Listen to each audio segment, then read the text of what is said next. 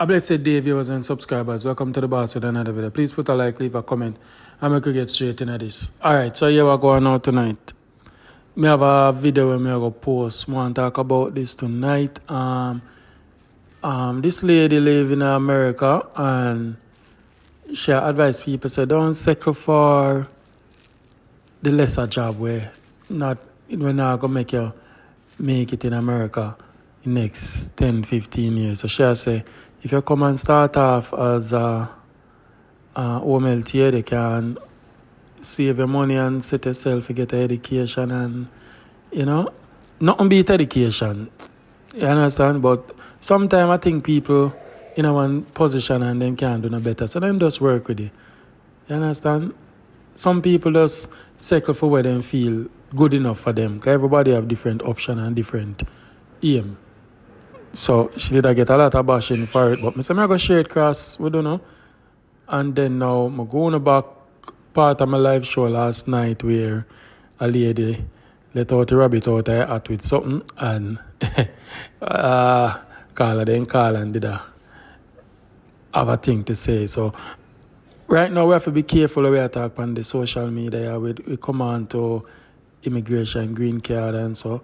We tone it down a little, as in like persons who get them status, person who do this, person who do that, and right now people have to be careful who them a try trick for get married. Trick for get them status, etc.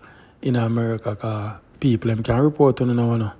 It's serious now under this administration. But I could listen to the lady pertaining to what she said. She did get a lot of bash, but only tell me if you don't agree with her.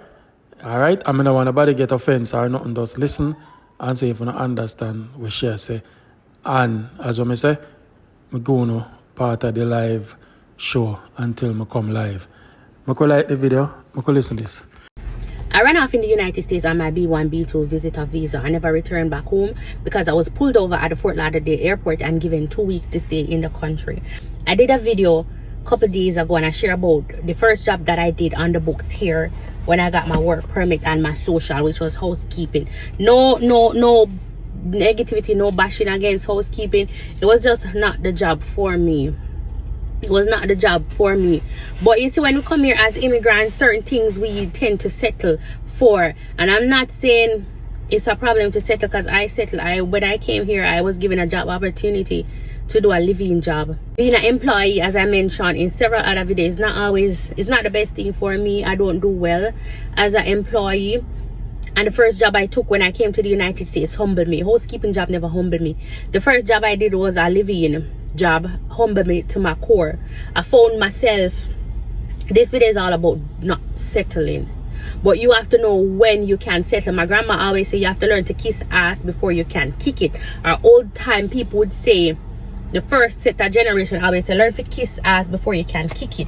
But at the same time, know when to settle and when not to settle. Learn to take things as stepping stone and move forward. The point that I'm trying to get to is that some of us are after green card, we don't know when to move on because we've been settling since we came here to the point that we don't know when to up our game. When I came to the United States, I worked with 6 elderlies.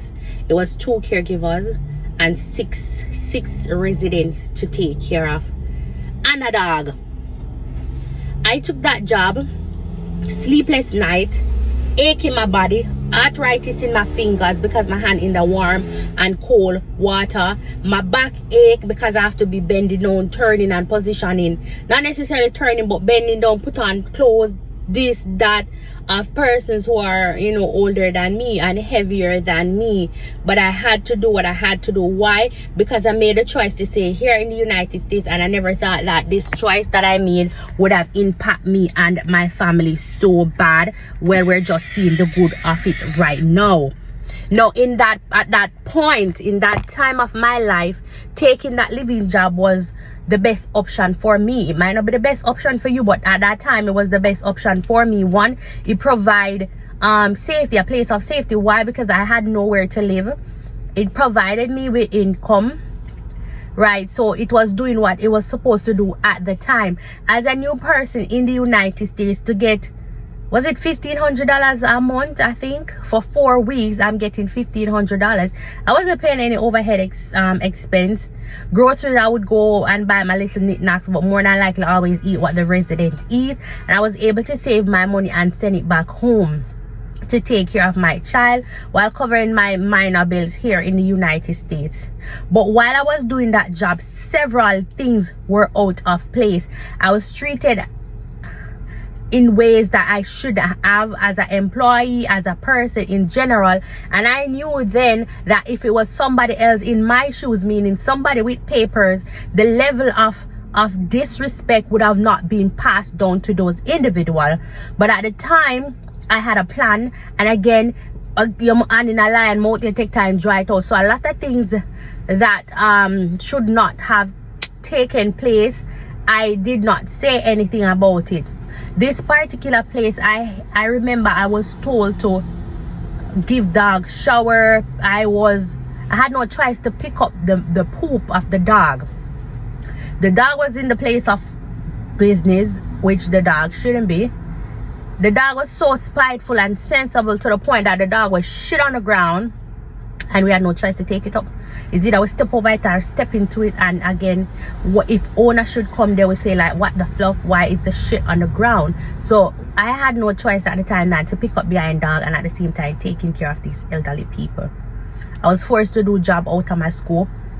I was underpaid, and what you guys call it now is literally like work abuse. You're being asked to do things outside your scope, and I know a lot of immigrants are here doing the same thing. Do I look down on caregivers or HHA? No. Do I frown on them? No. I was there, but I did the job because at the time it was what was available to me, and it served its purpose until it didn't anymore. Go to the point that I'm trying to bring across.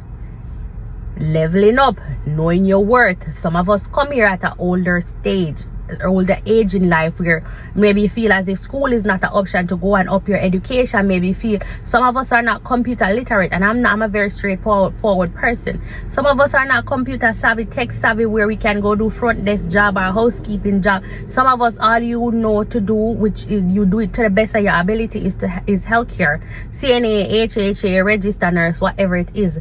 But then there are some of you, this might not apply to everybody, but there are some of you that know that you can do better, but you fear going back to school. You fear the commitment to school. I'm not a school girly, but I will do a short course from now till every day. That makes sense. Just to up my level of knowledge, to up my money, right? There are some of you who can do more. I wouldn't say better, can do more with the knowledge and the time that you have here. You get your green card, so it's no excuse why you are doing HHA or CNA, and then you come home every day and complain about your back, and then your man cheat on you, or your husband, who is the citizen probably petitioning for you, is complaining because you live at the resident yard more than how you live at the place of marriage. And then when your partner says something to you, you frown upon that and say, I'm a job, when you know that you can go to school and get a different job to avoid the problem in the house, or just to up your level. Some of us are being underpaid as CNA, HHA. Some of you are 20, 25, 40. It's the stereotype when we as immigrants come here, Jamaican. The first thing we go into is caregiver, because then we see people on their status posting in their scrubs. I used to do this. I used to in my pink teddy bear scrubs, my nice scrubs, and my leggings, and my pants, my shoes, sorry, my kickers, my sneakers, my tennis shoes, and you guys see it and feel as if, I remember when I was outside the US and I would see people posting them white top and white scrubs, and I would think that they are registered nurse, because in Jamaica we know nurses to wear white, so that's the up level nurses, and then you see them in their white hair, feel like, oh yeah, she are in a foreign, only to find out that they're CNA or HHA, right? So some of you are so young, it's the norm. You're being programmed to think that come in a foreign, go do a HHA course, go do a CNA course, because you want to take the easier way out. Why not go do a hospitality course? Why not do a 6-month medical billing and coding course? Why not go do a 6-month ultrasound course? Or fine, if the CNA is gonna bring you the money for the time being, do that, and then don't settle there. Do not settle there. And you wonder why these jobs are always available in the United States. Why? Because their people don't want it. We are the ones who come here and settle and take it. So there is always availability for CNA and HHA because you don't see their own people doing it. And some of you guys settle, but you complain about your back. You know how much message I get where people say, oh, I rupture my this and I rupture and I sprain my this and I sprain my that because of CNA, because of HHA. I was there. My little fingers could open and close as a young girl. My back, my mind was going. I literally started to have Alzheimer, a dementia like these people. Because again, you are who you surround yourself with. So I was locked in a house with 6 dementia, Alzheimer people who accuse us every day of taking their 90s and stuff like that. Till eventually we start to swap the same things, body, energy, all of that start to exchange. So I'm saying to you guys, you have your green card, you have your citizenship, you have your head on your body, you can go back to school, you can find another skill, another trade that you can do. At the time, it's not worth the pay, and at the same time, your body is being deteriorated. Your body are deteriorate because you're in that space, in that place, your arms, your limb ache, mentally you're not present. Because you refuse to up your game, you settle for less. There are some things that only supposed to be 1 or 2 or 3 chapters in your life, but you want it to be the whole book in your life, and you settle in CNA. Someone who has do CNA as young girls. I'm talking about the younger ones and the middle-aged one we can go back to school or to leave, and you're going to leave and you never leave. You still remain in that job, and you're going to see this video and you probably still remain in that job despite ads telling you everything, every box check telling you to leave and find a different skill. There are certain things only come for a time, and you wonder why things are not working out in your favor, but you keep hearing to move, to shift, to change. And this might not be just job, but overall, whatever resonate with uno. Maybe you can put something into place instead of the job. Maybe it's your place of living or something. But fellow immigrants, I have a CNA license. I did it in California. I never worked on it. I work as a HHA. I too went down that path. Oh, that's the first thing to do is quicker, and you get your state registration and you can go work. But then you work in this facility where you have 12 patients, where you have 2 caregivers to 12 patients. And then you complain, nurse this not carrying her load, nurse that not carrying her load, and you complain right through and you're still in it for 10 years. When are you going to step out and allow yourself to do something different? Remember, you have the green card now. You can hop out a job. You're in the testing phase. If you're an individual who got your green card a year ago or 2 years ago, you're still in the testing phase. I'm literally just living my life after green card because I was boxed in. I'm just now outside and experimenting to see what else is there. You have what it takes to hop out a job in a job now with caution. Do not settle for less. Let me know if you agree with her, guys. I agree with her up in her 80% way. The second for less. Come and tell you this. My journey started off as a guy we used to. When I go on a history about me, I need to do a story about my life. But I don't want to get carried away because I don't want nobody to think I'm rich and I'm rich. I'm not rich, but I'm there halfway. I remember the days when I used to ride a bicycle. And sometimes when I ride a bicycle, you punch and I have to push it. And the guys, them were young like me, used to have them hot car, run taxi and have the whole of the pretty girl them. And, you know, none of them pretty girl look upon me because I ride bicycle, a bicycle puncher. I step up the game now, I start ride, and I start sell CD. After I start sell CD, I ride my bicycle, go to a Wish Party taxi stand there, sell my CD. Them used to sell my CD them for $200 one. Alright, in my head, I say, when I done sell CD, I say 8,000 a week, sometimes 9,000, sometimes 6,000, depending on how the music then come out. I say, you know what? I need something to push my thing more. I did learn electrical work, and I said to myself, say, I go and do my local work on the side and do my CD. So if nobody have one light to fix or one starter alternator, jump on my bicycle and I mean that my ride gone. I'm going to fix it, collect 115 bills or 1 3 grand, depending on the extent of the work. Then time them I was like, what? Because I just want to hurry up the people in job, not spending time and fix it good just to get money. That's our next story. Alright. I go on and I save. I sell CD and save up to 280,000. And when I have 280,000, I say, yes, I have money can buy a Corolla. It was 2011. This happened from about 2007. I sell CD come right up. So you know me used to struggle. Living in a little one room and bathroom. And in my head, I say, you know what? This I feel there is more for me out there. I'm gonna push myself. There is more. There is more, you know. And I get older. And the older I get, I say, what gonna happen to me now? I say, God, by the time I reach 40, I'm not gonna have a house. I'm not gonna have nothing. So I'm gonna live. Them time I don't have a child. And I say, yeah, what I'm gonna do now? I'm gonna try to get a car. Anyway, I go so, I own a Corolla.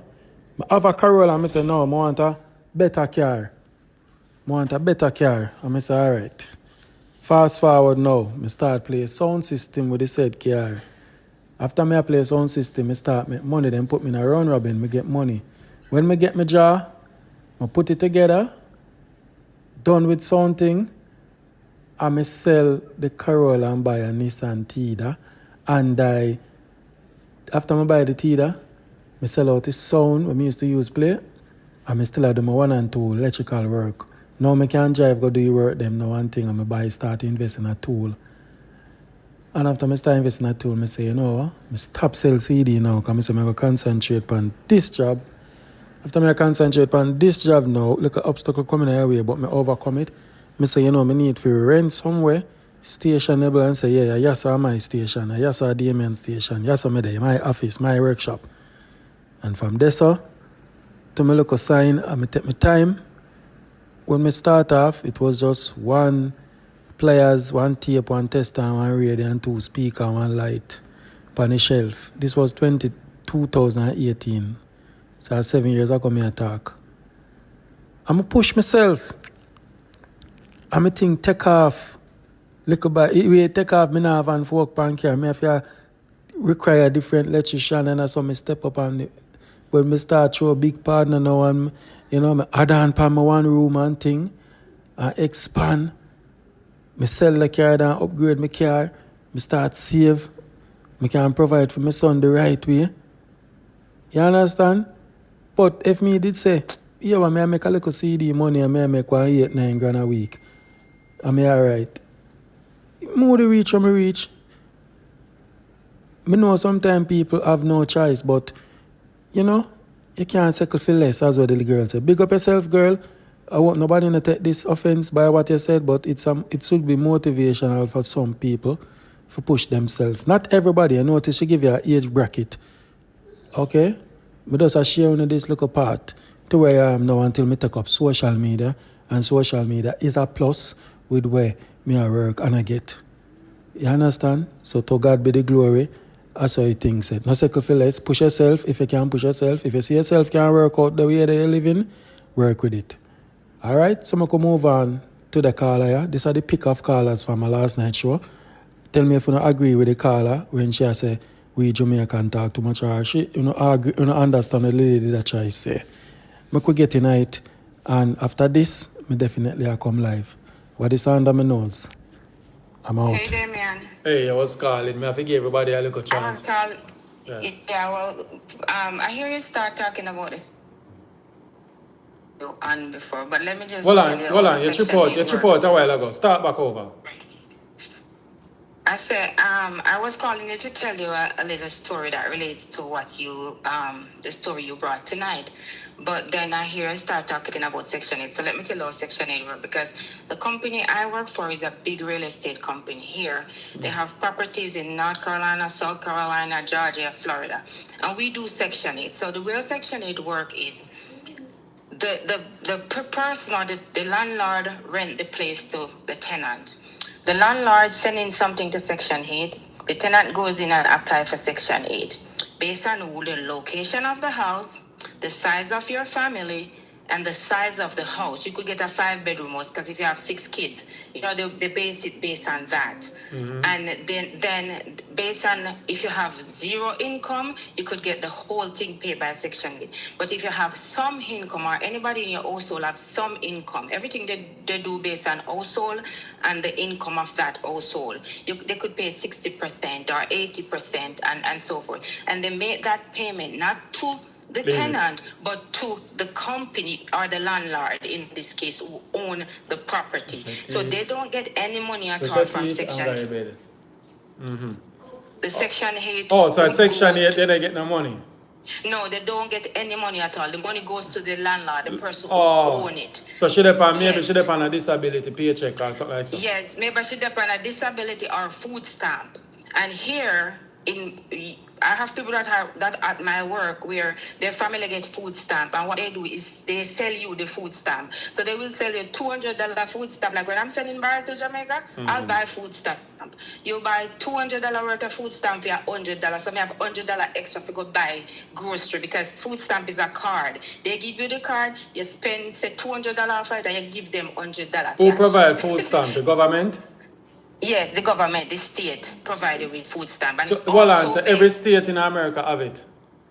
Yes. Then yes, should.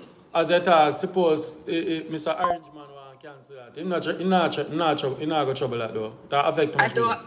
No, yes, it's a poor people relief program. So it's useful. But you have some people who. So food stamp, they only can spend the money on food. They give you a card like a credit card, but you cannot buy nothing else with it. Say for instance, a household they have 6 kids, so they get a lot of food stamp. They don't want to buy food, they want to go buy some clothes too. So they will sell it to you. Oh, for your money and use the money buy clothes. Exactly. And then you get a lot of clothes because when I send barrel, one of my co-worker, our family get food stamp, and she come and say, Kerry, you want food stamp? I say, yes. I'm taking food stamp and buy stuff. But Kerry, if somebody do that, isn't that being illegal? Yeah, cheeky government say, take the money to buy food? Yes, it is. So if they catch and report somebody, then can get in a serious trouble. They might end up lose their food stamp. But sometimes they have 4 kids. They get a lot of food stamp. They don't want all this food. They buy food, but they don't want all this food. They might want to go buy some clothes or something else. So then just sell you at a higher price, and then you buy it because you get 2 for 1. Why? But what I was calling you for first, before you start talking about the Section 8, is that I feel like that woman is broke. Listen to this. I have an Airbnb in Montego Bay, and I have somebody book it on bookings. Okay, Conrad, like about 2 months out to reserve it. I don't charge your credit card until 14 days. So Kerry, last week... Kerry, hold on there. I see people in my comment and say, tell her to zip it now, because maybe she attack and somebody will listen and start... Next thing, Trump go get it and Trump start chase it. I not think Trump can change it. It's going a long time. I think Trump can change it. Like you don't think so? Yeah. No, because people need it, and some poor people do need it. But as I said, sometimes they have so many kids and they get so much food. How much food they think they can eat? Because the food stamp, they only can buy food. If you try to buy something else, even say you're going to Walmart and pick up something on the food, it will decline on the card. They program it that way.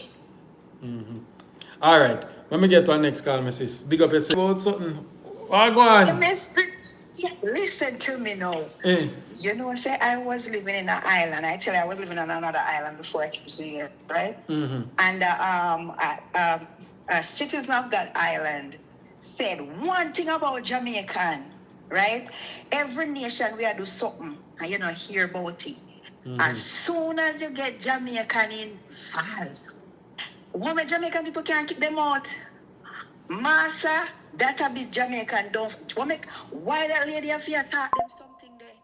No, she did that explain now. She did that explain in her sense still. The money, you cannot sit them and them have to be careful. You cannot say those things. You cannot go say, yeah, listen to me, I see you as something that in a day. May I tell you, anything you do in a life, every other race, you will see it go on and nobody knows. As soon as Jamaicans start to do it or get involved in it always bust. Ask anybody if you think a joke. Anything people do, any other race, any other Caribbean people, they come together and do certain things when they know if you do right, you know, hear about it. But as soon as they say that is one Jamaican, you know, so we do this and call them and get them involved, look how about Jamaican keep them out. Jamaican need to learn to keep certain things. Somehow we chat so much. Good night, dear. Bye.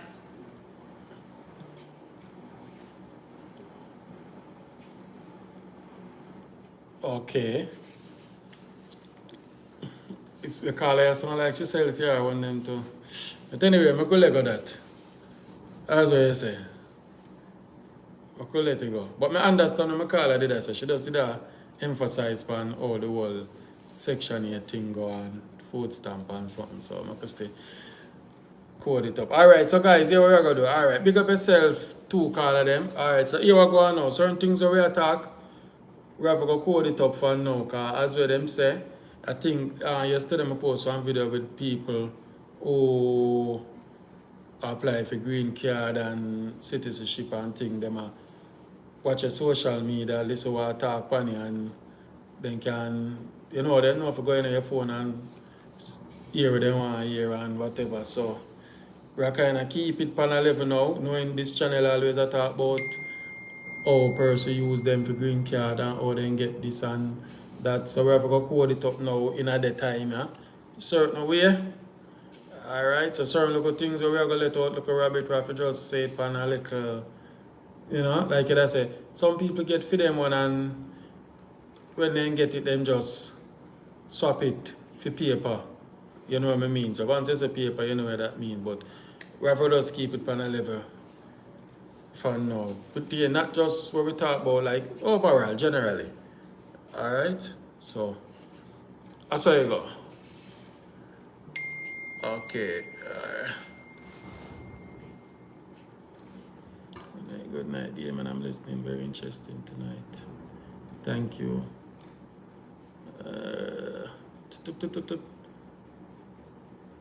Oh, Monica, this.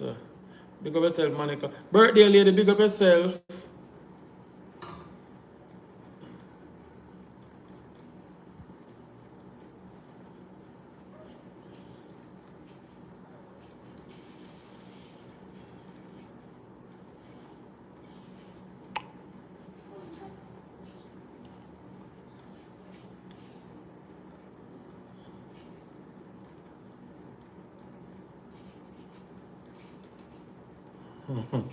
Well, I get a message. I never can read this on the line.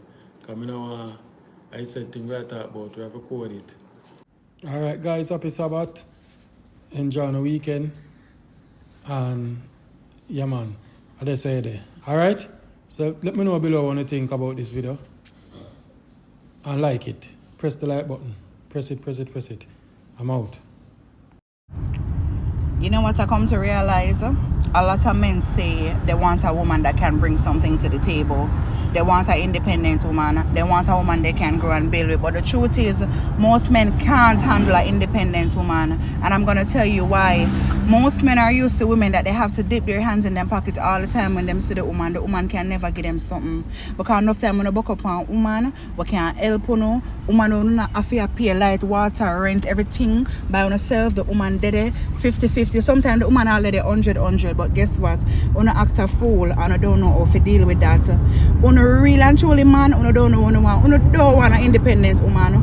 You don't want a woman to have them own things and them own money. Because I don't know how some man can do without some woman and say them live married life with the woman. And then when push come to shove now, you're willing to walk away from that woman. And you walk away from that woman for a girl when you have nothing. You know, so you're an idiot. You're an idiot.